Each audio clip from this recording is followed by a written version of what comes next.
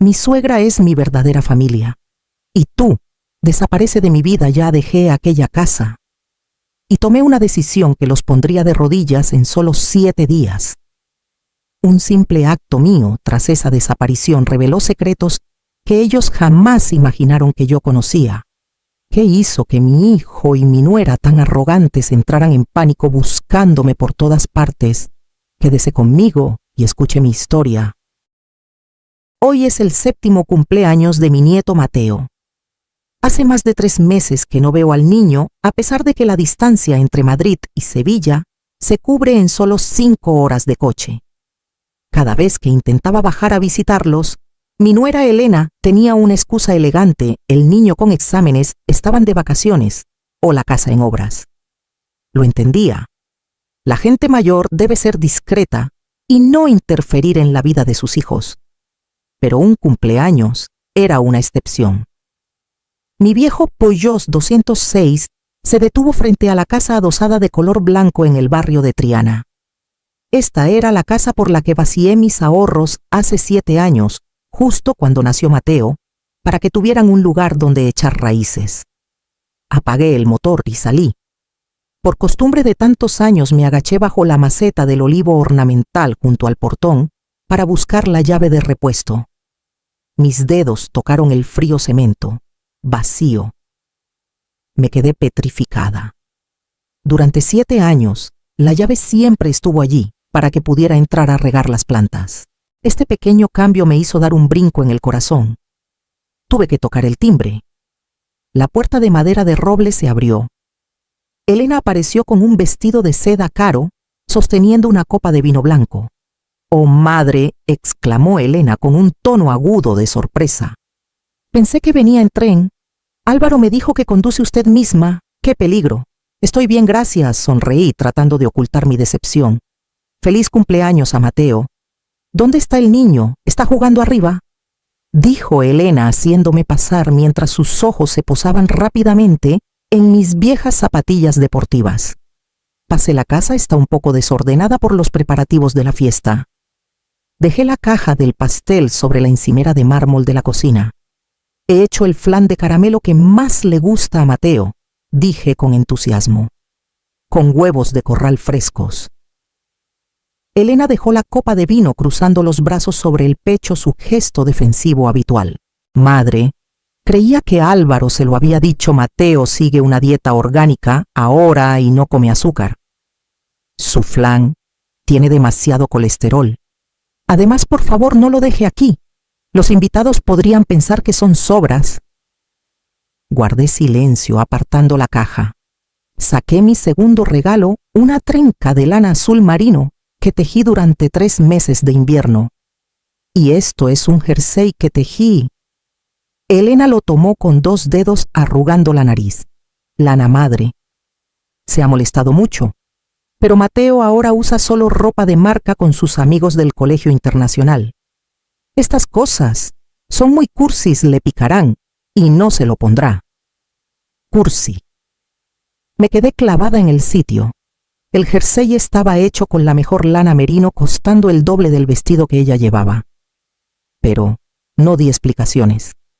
Álvaro bajó las escaleras, me vio y solo me dirigió una sonrisa forzada antes de evitar mi mirada, fingiendo estar ocupado con la vinoteca. La fiesta de la noche comenzó. El jardín brillaba con luces y velas. Yo me quedé en el borde de la celebración, perdida entre los invitados elegantes. «Ven aquí con la abuela Consuelo». La voz de doña Consuelo. La madre de Elena resonó. Le regaló a Mateo el último modelo de iPad. El niño gritó de alegría y abrazó a su abuela materna. Elena estaba a su lado, abrazada a su madre con orgullo, sonriendo radiante ante la cámara. Nadie recordó a la otra abuela que se encontraba junto al macizo de flores, acariciando el sobre con 50 euros, una pequeña parte de mi modesta pensión, que ahora se sentía superfluo y patéticamente anticuado. Al terminar la fiesta me puse a recoger en la cocina. Al pasar por el pasillo escuché la voz de Elena hablando con su madre en el salón. «Trae solo basura», refunfuñó Elena. «Me da miedo que se quede a vivir aquí. La casa es pequeña y verla andar por ahí me molesta muchísimo. ¿Ya están los papeles de la casa a vuestro nombre?, preguntó su madre. Contuve la respiración escondida tras la puerta. Con la costumbre de una anciana que duerme poco, me levanté temprano, doblé la ropa de cama cuidadosamente y salí al salón.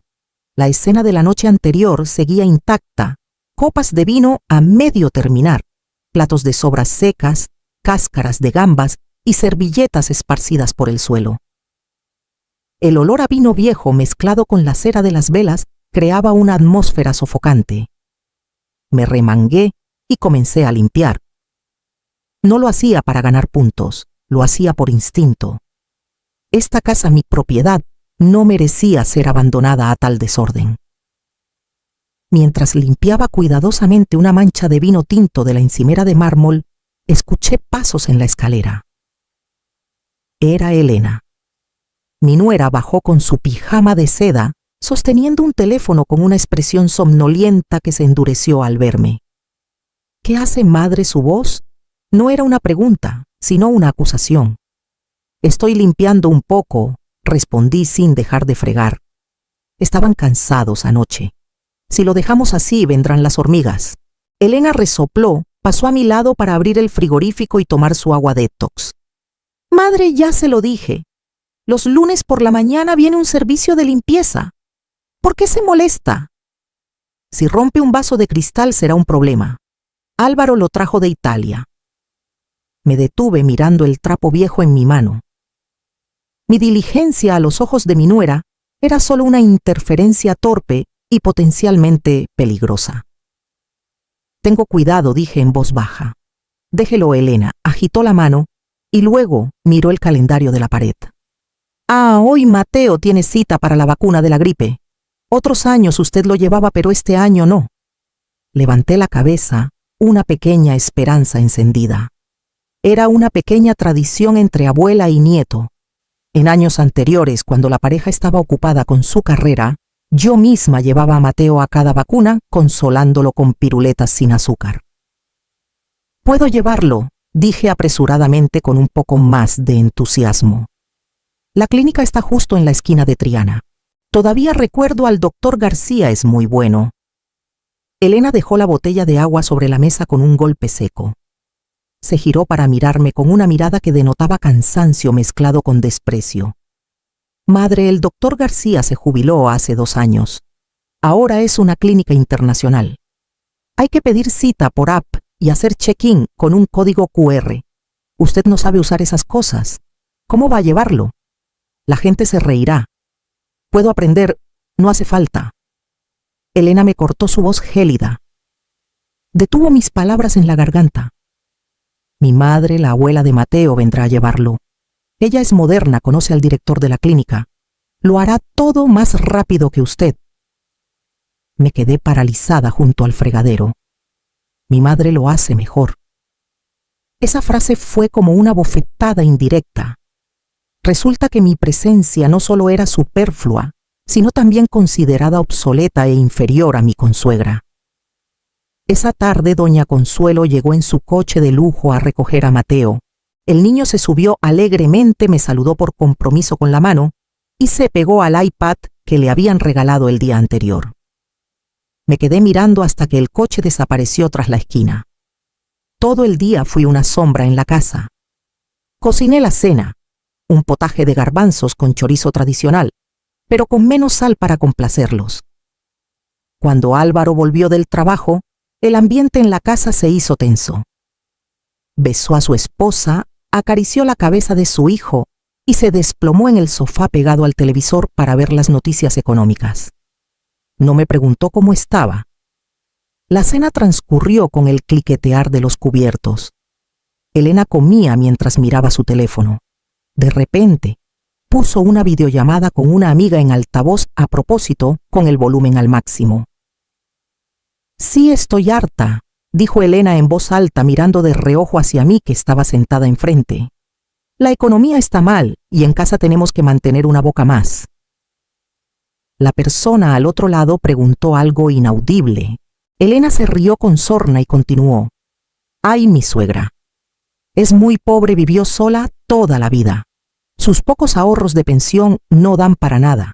No tiene nada, ni casa ni tierras. Ahora que es mayor, seguro que quiere depender de mi marido y de mí.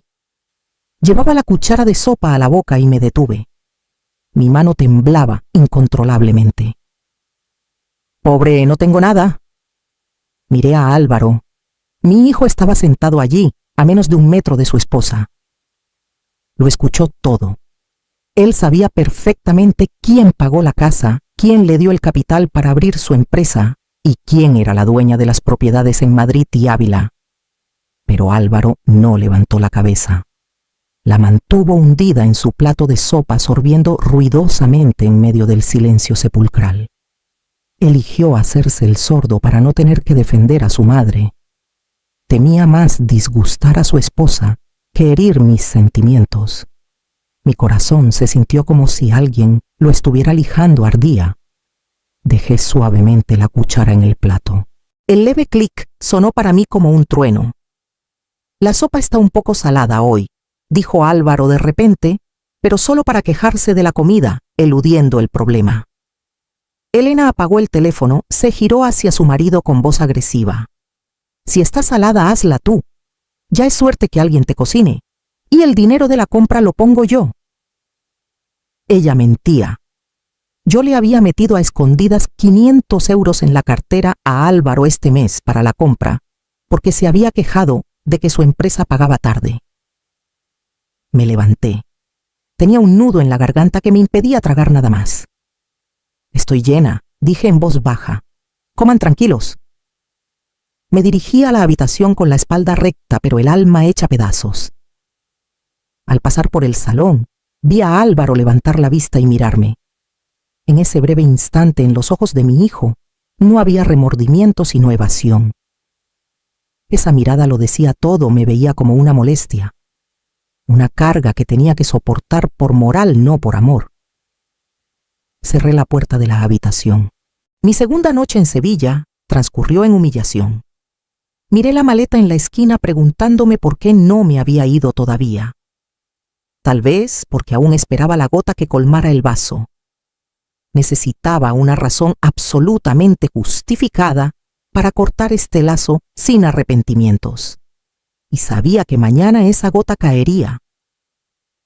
Tras una noche mirando el techo, encontré mi respuesta. No necesitaba esperar a que me dijeran abiertamente que me fuera. La mirada evasiva de Álvaro, el desdén de Elena y la indiferencia de mi propio nieto. Todo era más que suficiente. Me di cuenta de que ya no formaba parte de este hogar. Yo era un estorbo, un objeto viejo y mal colocado en esta casa resplandeciente. Decidí volver a Madrid esta misma mañana. Pero antes de irme quería hacer una última cosa. Un pequeño gesto de afecto como una despedida decente de una madre. El reloj marcó las 7 de la mañana. Me levanté sigilosamente, cogí mi cesta y caminé hasta el mercado de Triana. El mercado matutino era ruidoso y lleno de vida, en marcado contraste con la frialdad de mi corazón. Me detuve en el puesto de frutas que conocía, eligiendo 2 kilos de naranjas de Valencia, las más brillantes y jugosas, las que tanto le gustaban a Mateo para beber. Pensé, voy a exprimir un termo de zumo y dejarlo en la nevera para cuando el niño vuelva del colegio. Será mi regalo de despedida. A las 8 de la mañana regresé con la pesada bolsa de naranjas. Ya tenía un plan. Después de exprimir las naranjas, recogería mis cosas, dejaría una nota breve y me iría antes de que se despertaran por completo. Así sería menos incómodo para todos. Pero no esperaba que el guión de despedida tranquila que había imaginado nunca tendría la oportunidad de realizarse. Al entrar en la cocina encontré a Elena allí, sosteniendo una taza de café con el rostro fruncido por la falta de sueño. Al verme entrar cargada con la bolsa de naranjas, no solo no me ayudó, sino que arrugó la nariz y se tapó. ¿Qué trae ahora, madre?, preguntó Elena con brusquedad. He comprado algunas naranjas, respondí intentando mantener la calma. Voy a hacer zumo para Mateo y luego me iré a Madrid esta mañana. ¿Volver a Madrid? Elena se rió con sorna, con un tono lleno de burla. Pensé que se quedaría aquí. Y mire, acabo de limpiar la cocina y usted trae esas naranjas del mercado. La nevera está llena de productos orgánicos. ¿Dónde voy a guardar estas frutas baratas? Es una molestia de verdad. Las dos palabras molestia de verdad cayeron justo cuando intentaba ser más amable. Un nudo amargo se me formó en la garganta. Había aceptado retirarme. ¿Por qué todavía querían darme una patada final? Dejé la bolsa de naranjas sobre la mesa. Las naranjas de color dorado rodaron. Elena, dije mi voz, temblando por la contención. Ya me iba. No necesitas ser tan dura con alguien que está a punto de dejar tu casa. Pues váyase ya sin más numeritos, gritó Elena, su voz resonando por toda la planta baja. Álvaro, baja a ver a tu madre, montando un escándalo en la cocina nada más empezar la mañana. Álvaro bajó corriendo las escaleras todavía atándose la corbata con el rostro sobresaltado. Miró a su esposa, que estaba con los brazos en jarras, y luego a mí, de pie sola junto a la bolsa de naranjas. ¿Qué pasa?, preguntó Álvaro, pero sus ojos solo miraban a su esposa. Tu madre. Le dije que en esta casa no comemos comida de la calle, y sigue trayendo. Estoy harta. O ella se va ahora mismo o yo me llevo al niño a casa de mi madre. Álvaro se giró hacia mí. En lugar de preguntar, sus ojos se llenaron de irritación. Llegaba tarde al trabajo y no quería enfrentarse a la rabieta de su esposa. Miré a mi hijo, el dolor me desgarró. Álvaro, ¿de verdad crees que soy una molestia? Solo quería hacer un vaso de zumo para ti y tu hijo. Ya está bien, madre, no diga más. Gritó Álvaro interrumpiéndome. Su rostro enrojeció. La debilidad que había reprimido durante tanto tiempo se transformó de repente en crueldad. Temía perder a su esposa. Temía que su vida de falsa tranquilidad se rompiera. Y entonces, en su frenesí por proteger su hogar, soltó la frase que me destrozó el alma. Señaló la puerta gritando en medio del salón. Mi suegra es mi verdadera familia y tú, lo mejor es que desaparezcas. Me quedé helada. La bolsa de naranjas sobre la mesa pareció desdibujarse ante mis ojos. El espacio a mi alrededor quedó en silencio, solo el tump-tump de mi corazón, latiendo dolorosamente como si quisiera estallar. Miré al hijo que parí con tanto esfuerzo, el hijo al que iba a dejar en silencio para que fuera feliz. El hijo que estaba allí jadeando mirándome como a un enemigo. Mi suegra es mi verdadera familia. Elena estaba a su lado con los brazos cruzados con una media sonrisa de triunfo. No lloré. El dolor era demasiado grande para las lágrimas. Se transformó en un entumecimiento que recorrió mi columna vertebral. Me enderecé respirando profundamente el aire gélido de la traición. Miré fijamente a los ojos de Álvaro. Se sobresaltó evitando mi mirada. De acuerdo, dije. Mi voz era tan tranquila que incluso yo me sorprendí. Lo he entendido. No di explicaciones. No dije que la casa era mía. No dije que ya tenía planeado irme. Me pides que desaparezca. Muy bien. Desapareceré de vuestras vidas. Tomé mi bolso, de mano me di la vuelta y salí directamente por la puerta dejando la bolsa de naranjas sobre la mesa. Las naranjas doradas, mi último gesto de amor, quedaron allí abandonadas, superfluas y patéticas, al igual que su dueña. Al llegar a mi coche, miré por última vez la Casa Blanca. El portón de hierro se cerró detrás de mí como un punto final. Llevé mi mano al bolsillo izquierdo del pecho donde estaba la llave de mi caja fuerte del banco. Mis hijos quieren que desaparezca. De acuerdo, desapareceré, pero me llevaré conmigo todo lo que me pertenece. Encendí el motor. El coche se alejó dejando atrás Sevilla y las sonrisas falsas. Mis manos temblaban tanto que no podía sostener el volante. Solo pude conducir el Peugeot 3 manzanas antes de tener que orillarme. Una opresión en el pecho me dificultaba la respiración. Los gritos de Álvaro, la media sonrisa de Elena, y la imagen de las naranjas rodando por el suelo se repetían en mi cabeza como una película estropeada. Necesitaba un poco de cafeína para espabilarme antes de comenzar el largo viaje de 500 kilómetros de vuelta a Madrid. Estacioné el coche en el aparcamiento del Café de la Prensa, una cafetería antigua en el cruce concurrido del barrio de Triana, donde solía pasar a menudo cuando venía a visitar a mi nieto en años anteriores. Elegí una mesa apartada en un rincón y pedí un café solo sin azúcar. Me senté allí, mirando a la gente pasar por el cristal, tratando de recomponer los pedazos de mi corazón. «Isabel, ¿es usted Isabel Morales?» Una voz familiar me sobresaltó. Levanté la mirada. Frente a mí estaba doña Mercedes, la antigua vecina que vivía 2 casas más allá de la de mi hijo. Mercedes era una buena mujer, pero conocida por ser la emisora de radio de todo el barrio. Me apresuré a secarme la esquina de los ojos, ajustando mi postura. «Hola, Mercedes». ¿Cuánto tiempo sin verla?, sonreí por compromiso. Mercedes acercó una silla y se sentó frente a mí. Su mirada era inquisitiva mezclada con una extraña compasión. Dejó su cesta de la compra sobre la mesa, se inclinó hacia mí y susurró: «Dios mío, pensé que estaba en una residencia de ancianos. ¿Qué hace aquí sola?» Me quedé atónita. El café en mi mano casi se derramó. «Residencia. ¿De qué habla Mercedes? Sigo viviendo sana en Madrid». Mercedes abrió los ojos tapándose la boca con la mano en señal de asombro. «¿De verdad? Pero su nuera, esa Elena, contó algo muy diferente a todo el vecindario». Un escalofrío me recorrió la espalda. Dejé la taza de café mirando directamente a los ojos de Mercedes. «¿Qué dijo de mí?» Mercedes dudó un momento, pero incapaz de contener su naturaleza chismosa, soltó una catarata de palabras. «Pues la semana pasada me la encontré en la peluquería. Se quejó mucho.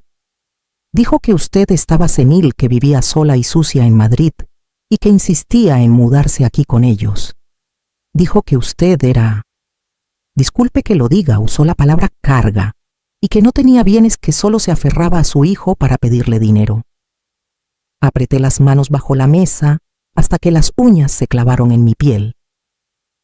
Resulta que a los ojos de los vecinos yo era una anciana chiflada, pobre y una carga. «Y no es todo», chasqueó Mercedes, moviendo la cabeza con desaprobación. «También me preguntó por los trámites para ingresar a una persona mayor en una residencia pública». Dijo: «Señora Mercedes, ¿conoce a alguien en un asilo?» «Mi suegra está muy confusa. Me da miedo que queme la casa en cualquier momento. Quiero ingresarla allí por seguridad, porque mi casa es pequeña y no podemos tenerla». Mis oídos zumbaron. «Asilo, confusa, quemar la casa». Había guardado silencio durante 7 años. Había aguantado, me había retirado a un segundo plano. Había interpretado el papel de suegra generosa, pero discreta, solo para que mi nuera fuera a difundir mentiras tan horribles sobre mí. Resulta que no me estaban echando hoy. Habían estado planeando eliminarme de sus vidas desde hace mucho tiempo.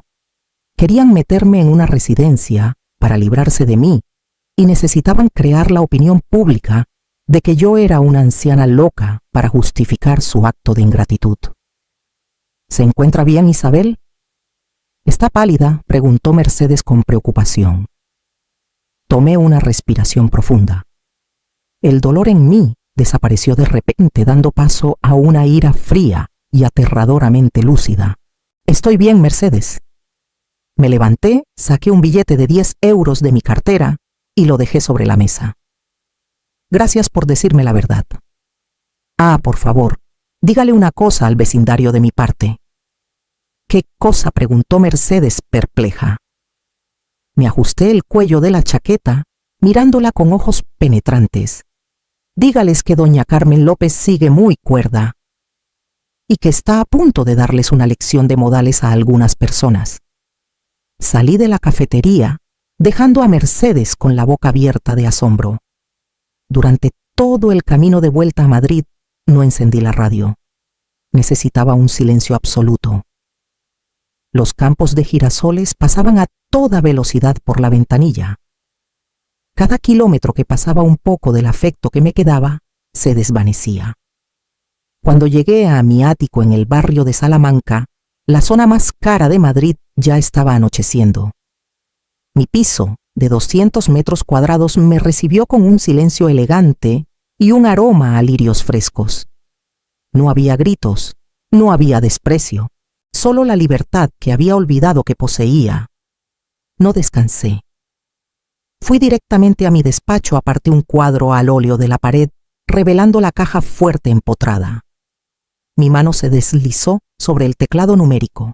Tic, tic, tic. La pesada puerta de acero se abrió. Dentro no había oro ni joyas. Dentro estaba mi poder. Saqué una gruesa carpeta de tapa azul oscuro. En ella se leía claramente: expediente de propiedades, listado de poderes. Revisé cada página. Certificado de propiedad de la casa adosada en Triana, Sevilla. Certificado de uso de la tierra de la finca en Ávila. Contrato de préstamo de vivienda a título gratuito con cláusula de revocación en caso de violación de la ética. Todo a nombre de Carmen López. Saqué mi pluma Montblanc del bolsillo. La punta de oro se deslizó sobre el papel, tachando la línea que decía beneficiario Álvaro García en el borrador de testamento que pensaba llevar al notario la semana siguiente. Álvaro, mi querido hijo, ¿temes que sea una molestia en tu vida? ¿Temes que sea una carga? ¿Quieres que desaparezca? Muy bien. Tomé el teléfono y marqué el número de mi abogado particular, el señor Ramos. Aunque eran las 8 de la noche, él contestó de inmediato. Hola, doña Carmen, ¿hay algo urgente? Hola, señor Ramos, dije, mi voz tranquila pero fría como el hielo. Mañana por la mañana quiero que me prepare 3 documentos. Primero, revocación del derecho de uso gratuito de la vivienda en Sevilla. Segundo, corte de toda la asignación mensual transferida a la cuenta secreta de Álvaro. Y tercero, me detuve un momento mirando la foto de familia tomada, cuando Mateo cumplió un mes, que estaba sobre el escritorio. En la foto yo sonreía feliz, sosteniendo a mi nieto. Lentamente di la vuelta a la foto. Tercero, redacte una orden de desahucio. Quiero recuperar mi casa. Al otro lado de la línea, hubo silencio por unos segundos debido al shock, y luego respondió concisamente: entendido, señora. Lo haré de inmediato. Colgué el teléfono. Afuera de la ventana las luces de la calle de Madrid comenzaban a brillar intensamente. Esta noche dormiré muy bien, porque a partir de mañana ya no seré la suegra sumisa. Soy Carmen López y estoy empezando a reclamar mi vida. La luz de la mañana de Madrid inundó mi ático, iluminando las cortinas de seda gris plateado, pero no fue suficiente para disipar mi dolor de cabeza. Me giré suavemente tomando el teléfono de la mesilla. La pantalla se encendió con un montón de notificaciones: 18 llamadas perdidas, 5 mensajes nuevos de Álvaro. El último mensaje fue enviado a las 7 de la mañana. Has llegado bien, madre. No te enfades, Elena, solo se le fue la lengua. Ah, madre, ¿podrías transferirme 500 euros urgentemente? La factura de la luz de este mes es muy alta y aún no he cobrado. Miré el texto y mi corazón se encogió. Después de todo, ese niño seguía siendo mi hijo, el que llevé en brazos durante mis años más difíciles. Pero al leer de nuevo mi corazón se enfrió. La forma en que escribió transferirme 500 euros, tan a la ligera, como un hábito, como si el lazo entre madre e hijo ya no fuera afecto, sino solo un cable de cajero automático. Me reí una risa ronca y amarga. Ayer me pidió que desapareciera, hoy me suplica, como si nada hubiera pasado. A sus ojos, no soy una madre. Soy un cajero automático con sentimientos. Decidí cumplir mi promesa: desaparecer de verdad. Pero este smartphone parecía ponerme a prueba a propósito. Mi dedo tembloroso se deslizó sobre la pantalla, tocando accidentalmente la cámara, luego una página de noticias. Mi imagen apareció: una mujer de 67 años con el pelo canoso, los ojos hinchados, y mi corazón se encogió. Antes, cada vez que el teléfono fallaba, Álvaro siempre me ayudaba. Déjame, madre, decía riendo y deslizando el dedo rápido como el viento.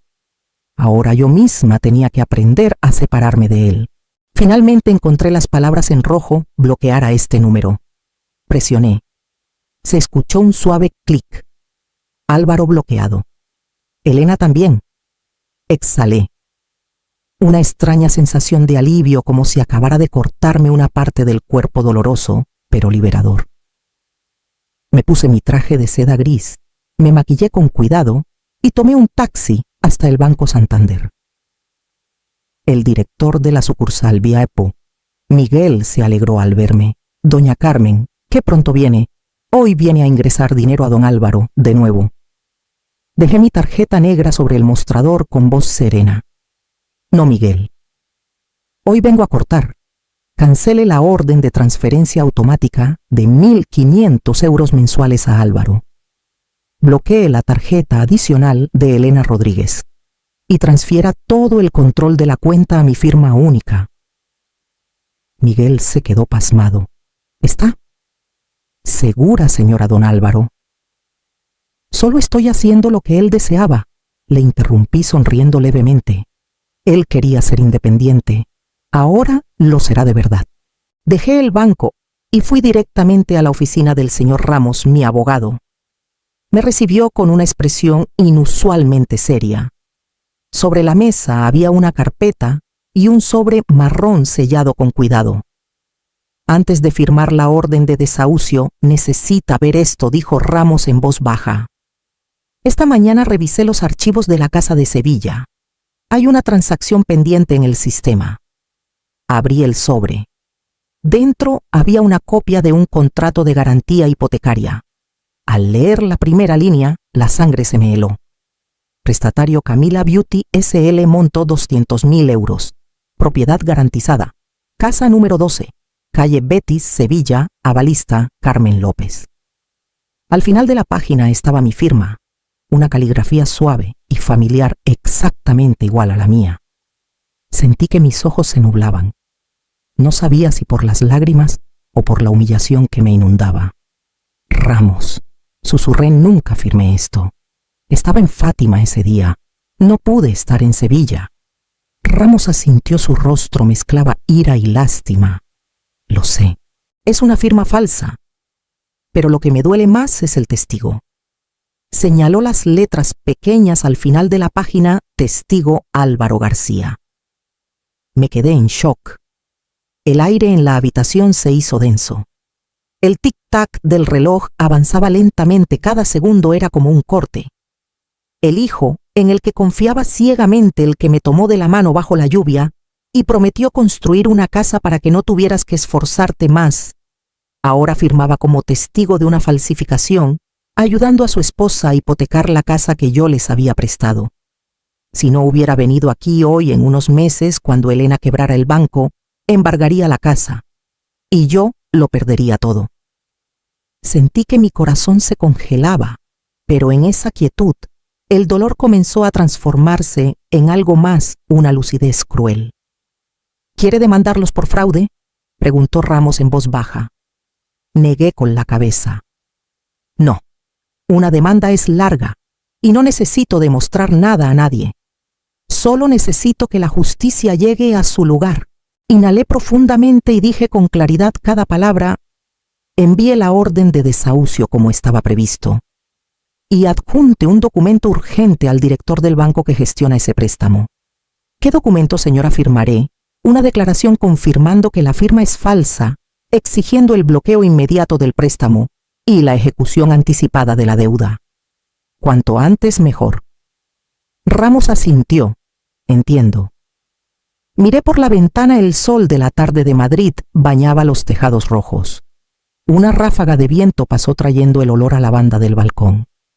Sonreí ligeramente, la sonrisa de una madre que fue echada a la calle y que ahora regresaba para tomar el control de su propia balanza. A mi nuera le gusta hacer negocios con dinero robado, dije en voz baja, casi para mí. Muy bien. Veamos cuánto dura su familia feliz, cuando una deuda de 200.000 euros se les caiga encima, sin tener una casa para garantizarla. Afuera Madrid brillaba, y dentro de mí la llama latente de la justicia había comenzado a arder. Al volver a mi ático en Madrid, sentía que las fuerzas me abandonaban. La pesada puerta de madera se cerró, separándome del mundo ruidoso de afuera. Me dejé caer en el sillón de terciopelo, sintiendo el dolor sordo en mi espalda. Los 68 años no me permitían jugar a la guerrera por mucho tiempo. El dolor de cabeza de la mañana aún persistía, y la tristeza, aún no sanada, me hacía desear cerrar los ojos un momento. Alcancé la botella de aceite esencial en mi bolso, frotándola en mis sienes. La casa estaba demasiado tranquila. La tranquilidad de una persona mayor solitaria, pero hoy también olía a final. Iba a dejar el teléfono para descansar, pero la pantalla se encendió de repente. Una notificación de la aplicación del banco apareció rompiendo el silencio. Transacción denegada. Tarjeta adicional Elena Rodríguez, 420 € en supermercado El Corte Inglés. Entrecerré los ojos ante el número. 420 €. Seguramente fue a comprar alimentos orgánicos y vino para la cena de hoy la fiesta que planeaba para celebrar la inminente liberación del préstamo de 200.000 €. Suspiré dejando el teléfono sobre mi pecho. No necesitaba imaginar lo que estaba sucediendo.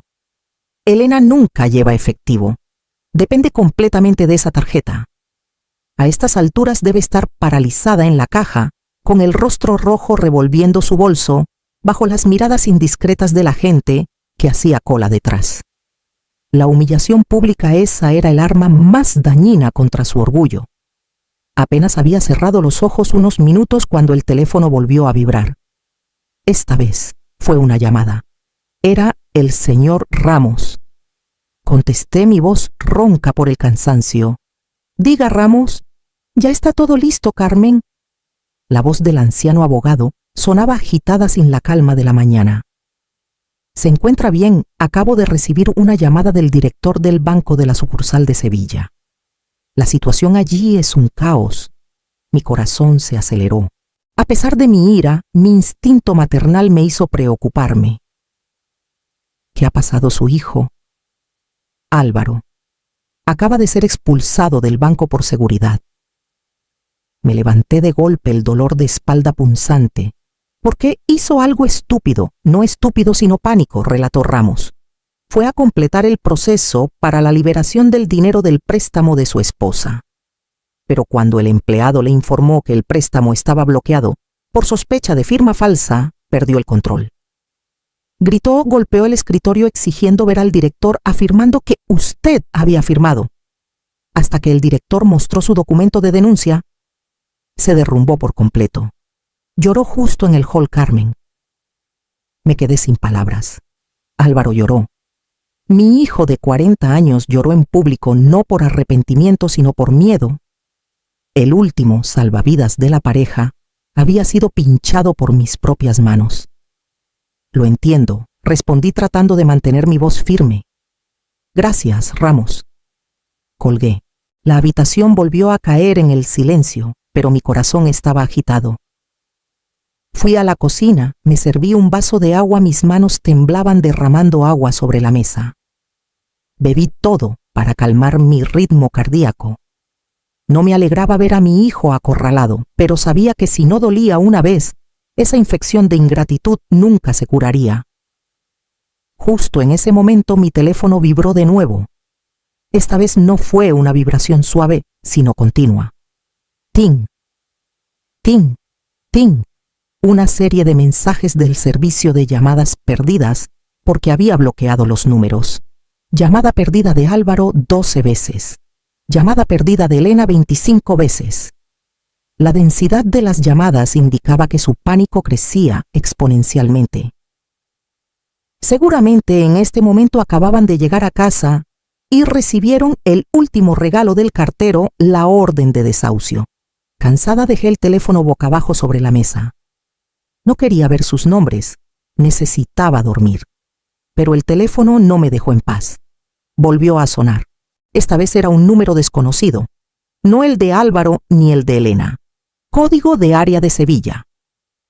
Dudé un momento y luego presioné el botón de contestar, pero no dije nada. Al otro lado de la línea, una voz de mujer gritaba histéricamente con una rabia incontrolable. «¡Vieja loca! ¿Qué le ha hecho a mi hija?», era doña Consuelo, la madre de Elena, la que Álvaro declaró ser su verdadera familia. «¿Sabe que el banco acaba de llamar exigiendo embargar mi coche?», gritó su respiración agitada en el teléfono. «Elena tuvo la osadía de usar mi coche como garantía adicional. Ahora que usted bloquea el dinero, el banco me lo exige a mí. Llame al banco ahora mismo. ¿Quiere arruinar a toda la familia de su consuegra? ¡Mala persona!», me quedé atónita. Resulta que Elena no solo falsificó mi firma para hipotecar mi casa, sino que también arrastró a su propia madre a esta espiral de deudas usando su coche como garantía. Y ahora, con el grifo de mi dinero cerrado, el efecto dominó se había derrumbado sobre el modelo de familia de ellos. «Doña Consuelo», dije, mi voz débil pero gélida, «tiene razón en una cosa. Soy mala persona, pero mi maldad me la ha enseñado su hija». Colgué bruscamente. Desconecté el teléfono fijo. Apagué el móvil. La habitación se sumió en la oscuridad del atardecer. Me acurruqué en el sillón abrazando mis rodillas. Había ganado. Los había hecho perder el control haciendo que se atacaran entre ellos por dinero. Pero ¿por qué lloraba? En la luz tenue vi mi reflejo en el cristal de la ventana. Una anciana solitaria rica y que acababa de quemar la casa de su propio hijo. Una victoria triste, pero una victoria necesaria. Afuera, la noche de Madrid comenzaba a caer, ocultando los sollozos de una madre que se había visto obligada a madurar por segunda vez a los 68 años. La falsa tranquilidad terminó la mañana del tercer día. Estaba sentada junto a la ventana ajustando mis gafas para leer el periódico de la mañana cuando el timbre de mi ático sonó. No era un timbre educado, sino un golpe fuerte y repetido. ¡Bam, bam, bam! Miré la pantalla de la cámara de seguridad. Eran ellos, Álvaro y Elena. Habían conducido toda la noche desde Sevilla hasta Madrid. Pero al contrario de lo que pensaba que vendrían con una actitud de arrepentimiento, estaban frente a mi puerta con los rostros rojos de ira. Ropa arrugada, pelo despeinado, pero los ojos inyectados en sangre. Tomé una respiración profunda y abrí la puerta. Dejé la cadena de seguridad puesta solo, abriendo una rendija lo suficiente para ver sus caras. «Por fin abre, vieja», gritó Elena de inmediato sin siquiera saludar. «¿Está loca? ¿Sabe la humillación que me hizo pasar ayer en el supermercado?». Me quedé en silencio, mirando a mi nuera que me señalaba con el dedo. No le importaba si yo vivía o moría, solo le importaba su orgullo herido. «Madre», intervino Álvaro con voz quebrada por la rabia. «Explíquese, ¿por qué envió un documento al banco diciendo que no firmó el aval? Quiere matarme. El director del banco amenaza con llamar a la policía para arrestarme. Retire su declaración ahora mismo». Así que eso era. Vinieron a pedirme cuentas. En su mente egoísta, yo era la culpable por no querer seguir permitiendo su fraude. «Baja la mano, Elena», dije, mi voz gélida. «Y Álvaro, no grites. Los vecinos aquí son muy civilizados, llamarán a la policía». «No cambie de tema», siseó Elena volcando toda su amargura en cada palabra. «Ya está vieja, y Chochea firmó y lo olvidó». «Ahora, por favor, vuelva a firmar un documento de confirmación. Necesitamos el dinero hoy mismo para pagar a los proveedores. Si mi empresa quiebra, será culpa suya». Miré los dos rostros distorsionados frente a mí. Un sentimiento de asco subió por mi garganta. Quité la cadena de seguridad, abriendo la puerta de par en par. Pensaron que tenía miedo y se dispusieron a entrar. Pero levanté la mano sosteniendo una hoja de papel A4. ¿Quieren hablar de documentos? Muy bien. Levanté el papel frente a Álvaro. Era una copia de mi pasaporte con el sello de entrada y salida del país del día 15 del mes pasado, el día en que falsificaron mi firma. El día 15 yo estaba en Portugal de peregrinación. Explícame, Álvaro, ¿cómo volé a Sevilla a firmar y volví a Portugal? Álvaro se quedó mudo. Su rostro cambió de rojo a gris pálido. «Madre», tartamudeó, «no vinieron a verme. Vinieron a obligarme a seguir encubriendo su fraude», dije mirando directamente a los ojos de mi hijo. «No retiraré la denuncia. Y no firmaré nada. Lo que hicieron lo asumen. ¿Usted se atreve?» Elena temblaba de rabia pero también de miedo. «Váyanse», señalé el pasillo. «No me obliguen a llamar a seguridad». Cerré la puerta de golpe. El sonido seco del cerrojo. Afuera escuché a Elena maldecir y a Álvaro golpear la pared con impotencia. Me apoyé contra la puerta, mi corazón latía fuerte pero sin arrepentimiento. Miré la pantalla de la cámara observando lo que harían a continuación. No se fueron de inmediato. Se quedaron en el pasillo con una desesperación extrema. Álvaro se agarraba la cabeza. «Estamos perdidos, cariño. Si el banco nos demanda, iré a la cárcel. ¿De dónde sacaremos el dinero para compensar el contrato ahora?» Elena caminaba de un lado a otro mordiéndose las uñas. De repente, sus ojos se iluminaron. Sacó su teléfono. «Llama a mi madre», dijo Elena rápidamente. «Ella tiene sus ahorros de jubilación y algunas tierras en el pueblo. Ella me quiere, más seguro que nos salvará». Contuve la respiración escuchando a través del altavoz de la cámara. «Tut, tut». Elena puso el altavoz. «Hola, madre, sálvame». Elena rompió a llorar tan pronto como la otra parte contestó. La voz de doña Consuelo, la consuegra elegante, resonó, pero no con su tono dulce habitual, sino estridente y llena de ira. «¿Salvar qué? Yo te estoy buscando para pedirte cuentas». Elena se quedó atónita. «Madre, ¿qué dice? Estoy en problemas». «Tus problemas me dan igual», gritó doña Consuelo por el teléfono. «Mi coche.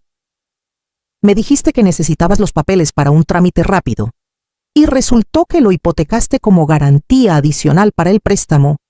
El banco me acaba de enviar una orden de embargo de mi coche. Los vecinos se están riendo de mí, madre». «Lo siento, pero eso lo arreglamos luego», suplicó Elena.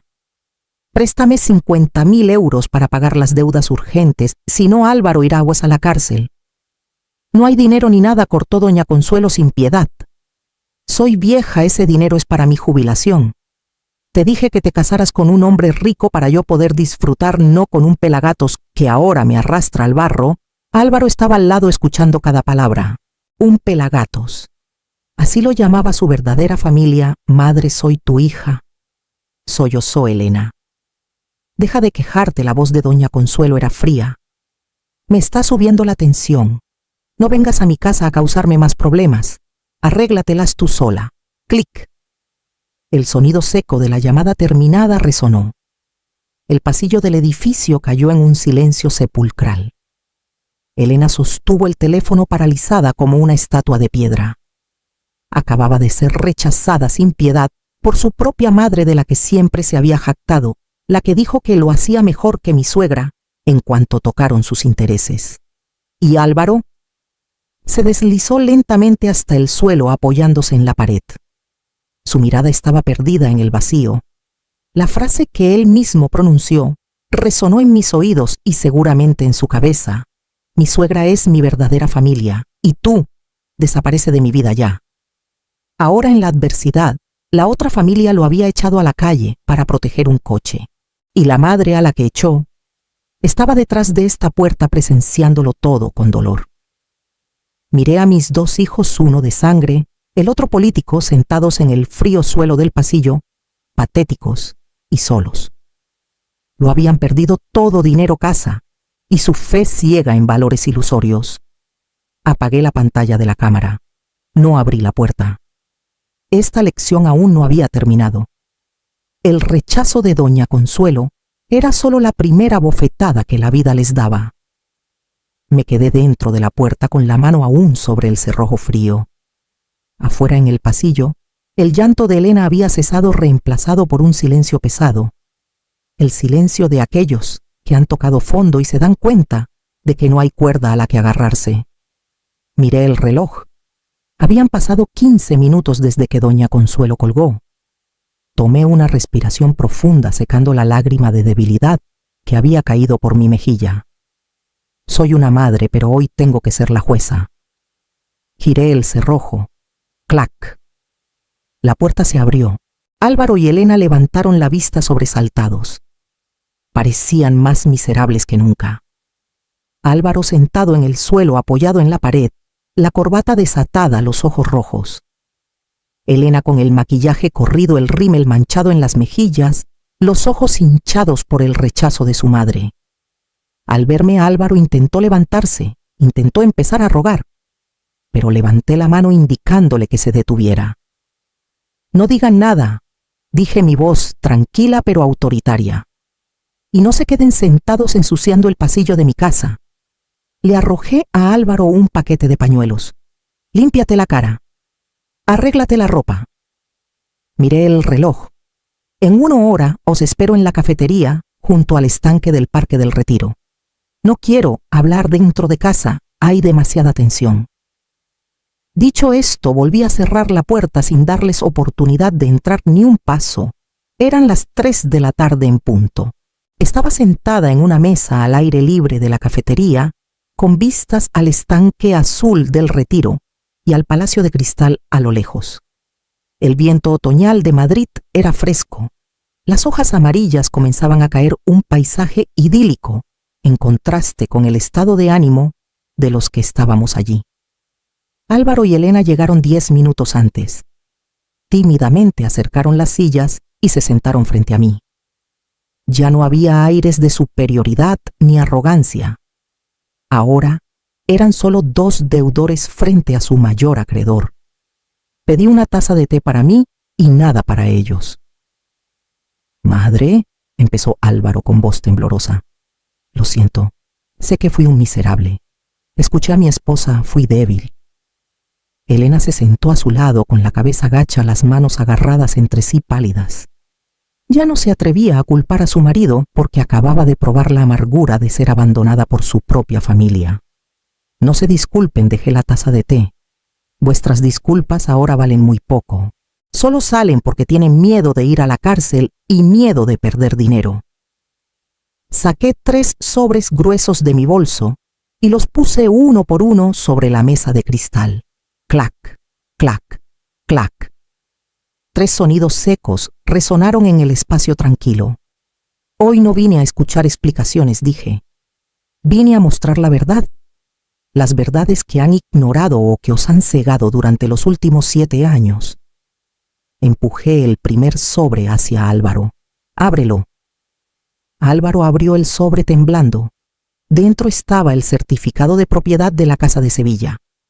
«Lee en voz alta el nombre del propietario», ordené. Carmen López leyó Álvaro con voz apenas audible. «Exacto», asentí.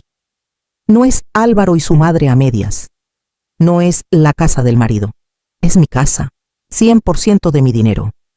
Guardé silencio para que tuvieras dignidad ante tu esposa, para que Elena pensara que eras un hombre exitoso. Pero usaste esa misma dignidad para echar a la dueña de la casa a la calle. Elena miró el papel, su rostro estaba lívido. Se dio cuenta de que había vivido en una gran ilusión durante todos estos años. Empujé el segundo sobre hacia Elena. «Tu turno, ábrelo». Elena tomó el sobre como si fuera una bomba. Dentro había un fajo de extractos bancarios. «Es el estado de cuenta de tu marido de los últimos 5 años», dije. «Siempre me has llamado pobre tacaña cursi.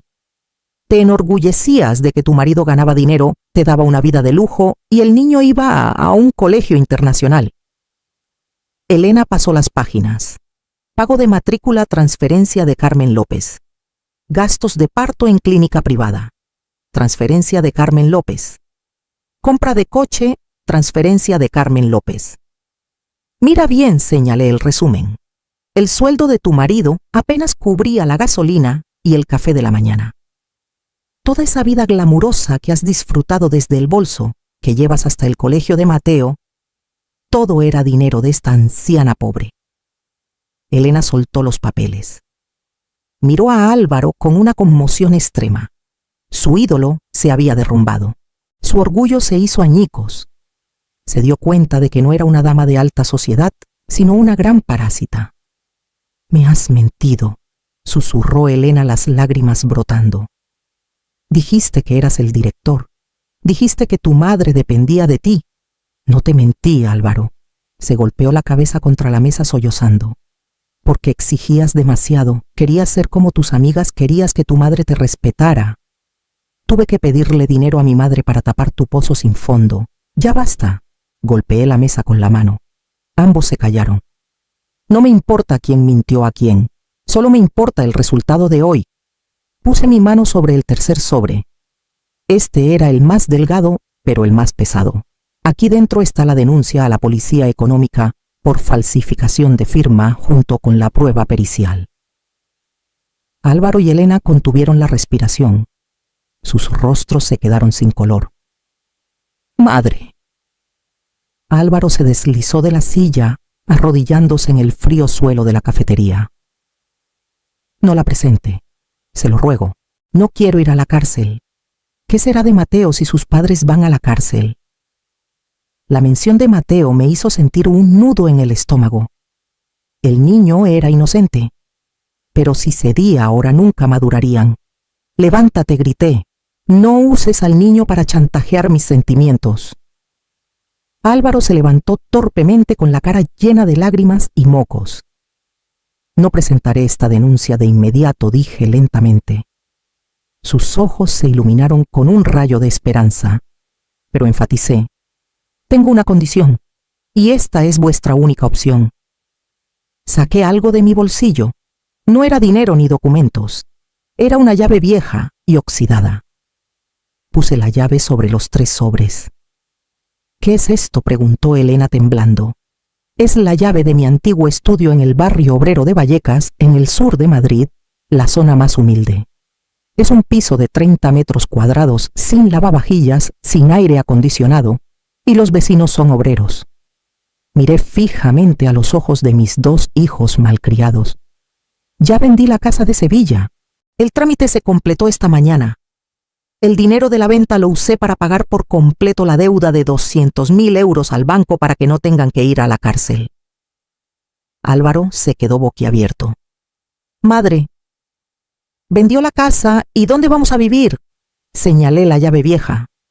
Ese es el único lugar que os ofrezco, gratis. Pero solo eso. A partir de mañana mi voz se endureció. Os mudáis allí. Álvaro, buscarás trabajo, el que sea, incluso fregar platos o cargar cajas para mantener a tu esposa e hijo. Y Elena, aprenderás a ir al mercado a cocinar, a lavar a mano y a vivir la vida de una persona normal. Pero 30 metros cuadrados no son suficientes para vivir, exclamó Elena en pánico. Si es suficiente o no depende de vosotros. Me levanté tomando mi bolso. Antes crié a Álvaro en una habitación de solo 15 metros cuadrados y creció para ser un hombre. Solo cuando olvidó sus orígenes se volvió tan cobarde como hoy. Miré a Álvaro por última vez. Me pediste que desapareciera. Ya desaparecí de mi papel de banco. Ahora te devuelvo el derecho a ser el verdadero jefe de tu familia. Demuéstrale a tu esposa que eres un hombre, no con mi dinero, sino con tu sudor. Me di la vuelta y me fui. Madre, ¿a dónde va?, me llamó Álvaro con voz llena de miedo. Me detuve, pero no me giré. Voy a buscar la vida de Carmen López. Ah, esa llave. Si os parece cursi y no queréis quedaros, tiradla. La calle es muy grande. Caminé bajo la luz del atardecer de Madrid. El viento levantó mi chaqueta, llevándose consigo una sensación de alivio infinito. Detrás de mí, mis 2 hijos grandes se quedaron mirando la llave oxidada, el último salvavidas y también la primera lección de vida. Dejé el Parque del Retiro cuando los últimos rayos de sol se habían escondido tras los viejos robles. No miré hacia atrás, pero sabía que el peso de 1000 kilos sobre mis hombros se había desvanecido. Les había lanzado el último salvavidas áspero, tosco, pero suficiente para que no se ahogaran en el mar de deudas que ellos mismos habían creado. Al volver a mi ático, lo primero que hice no fue descansar. Llamé a un servicio de limpieza. La antigua habitación de Álvaro, que había conservado intacta durante 10 años como un santuario de recuerdos, fue vaciada. los diplomas amarillentos, los modelos de juguetes, la ropa vieja, todo fue a la caridad. El olor a humedad fue reemplazado por el de pintura nueva. La habitación se convirtió en una sala de lectura con estanterías de pino sencillas, un sillón tapizado en azul y una luz amarilla cálida. Por primera vez en muchos años ya no sentía la sombra de mi pequeño hijo acechando en la casa. Realmente lo había soltado. En el sur de Madrid, en el ruidoso barrio de Vallecas, mis hijos también comenzaron su vida real. El sistema de seguridad me avisó la llave vieja había sido utilizada.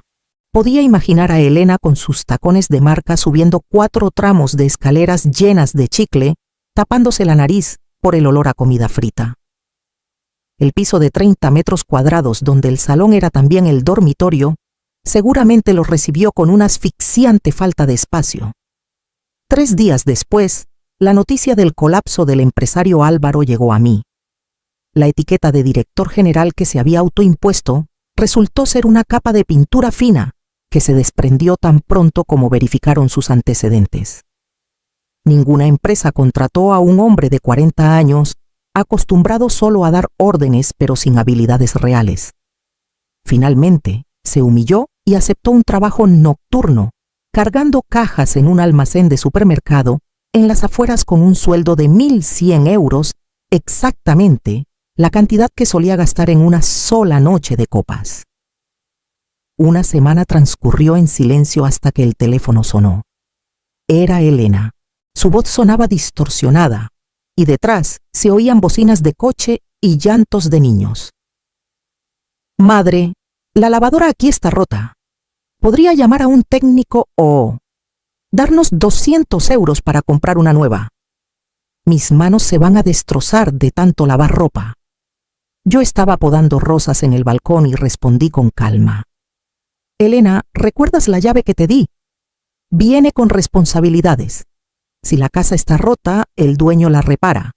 Yo no soy un centro de soporte técnico, pero no tenemos dinero. Entonces lava a mano, dije en voz baja, mi voz suave como el viento. Antes mi madre y yo lavábamos a mano toda la vida. El agua fría te ayudará a despertar. Colgué. La lección de la independencia nunca viene de los libros, sino de las veces que tienes que lavar la ropa con tus propias manos desnudas. Ese fin de semana, Álvaro trajo a Mateo de visita. El niño estaba más delgado con una camiseta sencilla, pero sus ojos brillaban.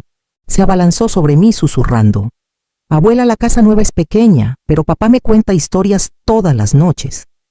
Mamá llora mucho, pero ayer cocinó huevos revueltos un poco quemados, pero estaban ricos. Abracé a mi nieto, una lágrima cayó sobre su hombro. No hay mal que por bien no venga. Cuando el brillo material desapareció, se vieron obligados a aprender a ser padres de verdad. La pobreza les estaba enseñando lo que mi dinero les había quitado inadvertidamente, el valor del esfuerzo. Viendo que todo se estabilizaba, me concedí un nuevo comienzo.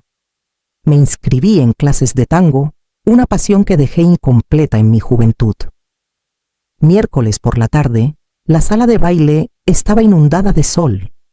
Llevaba un vestido rojo vino y mis zapatos de tacón de punta. El sonido del bandoneón comenzó suave y cautivador. El profesor de baile, un hombre de unos 40 años, alto y delgado, me tomó la mano y sonrió. Relájese, doña Carmen. Deje que sus pies la guíen. Seguí el ritmo. 1, 2, 3. Giré mi vestido rojo ondeando como un pétalo. La luz del sol se reflejaba en el gran espejo, haciendo que la habitación brillara. Me sentí un poco mareada, pero pensé que era solo por la falta de sueño. El médico me había dicho que necesitaba operarme pronto. El tumor crecía día a día. Pero ¿cuándo tuve tiempo para la debilidad? Aún tenía trabajo por hacer, tenía hijos que necesitaban ver la lección de mi propia vida. La música se hizo más intensa.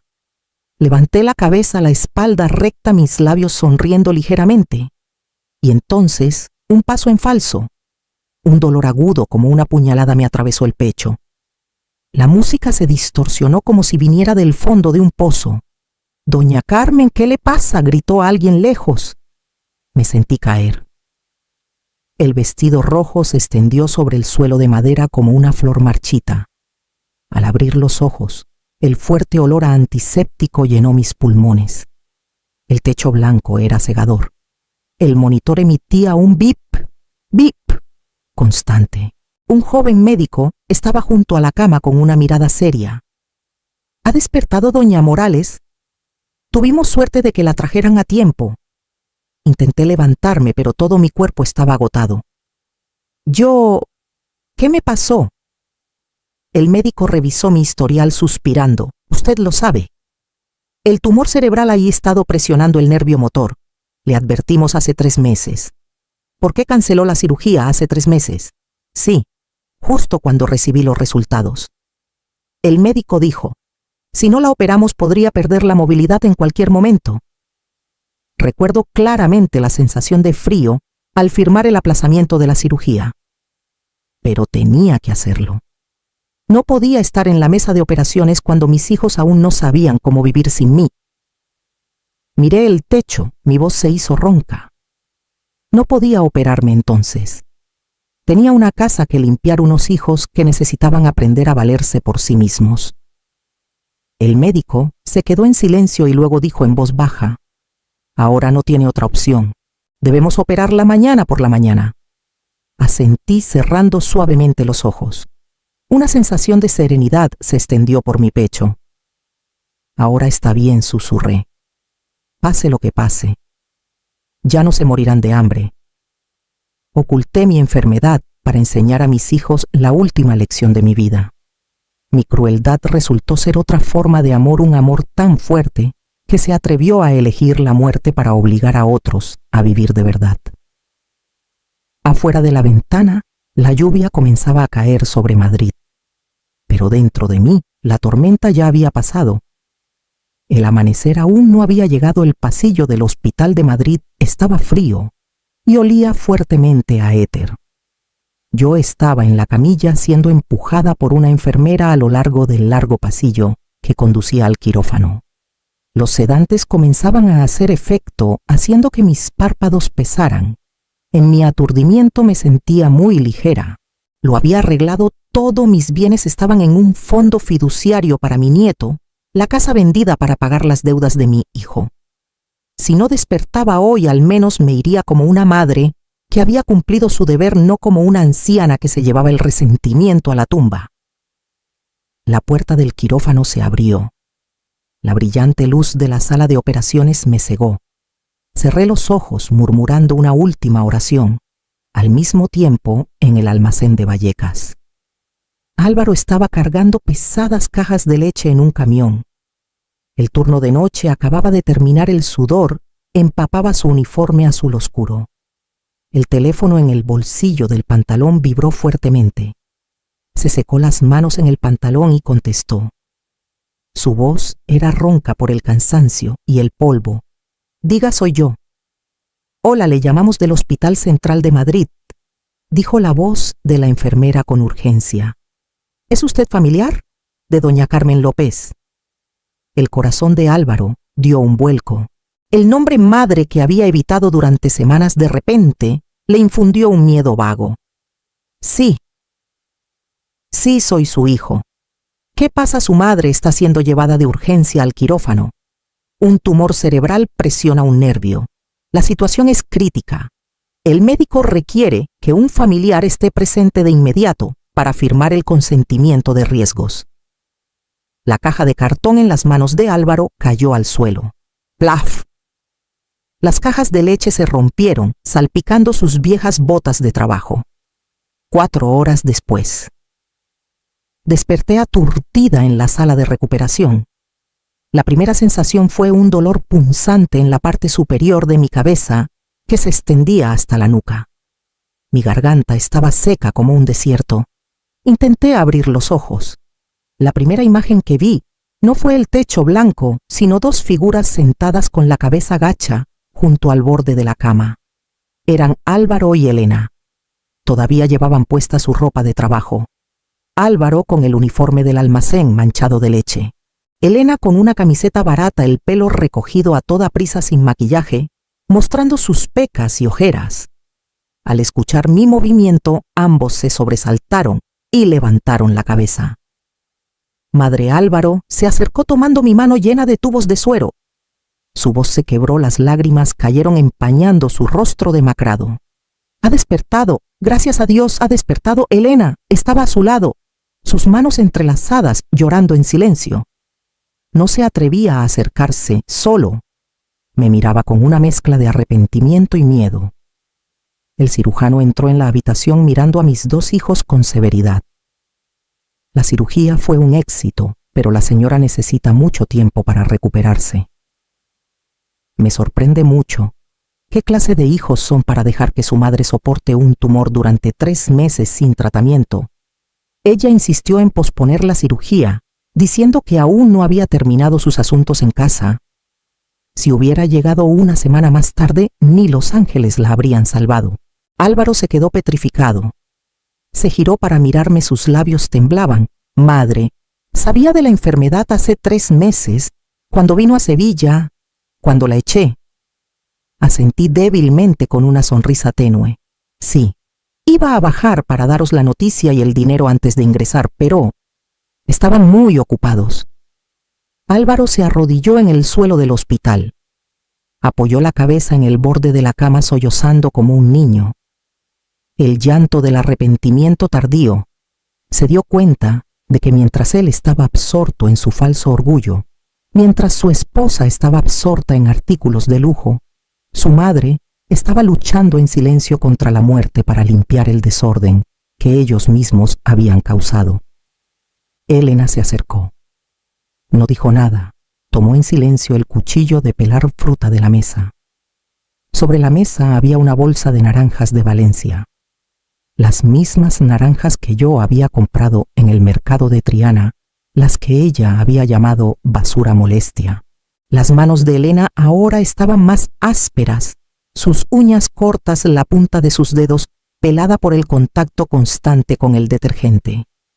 Sostuvo la naranja, pelando con movimientos torpes pero cuidadosos.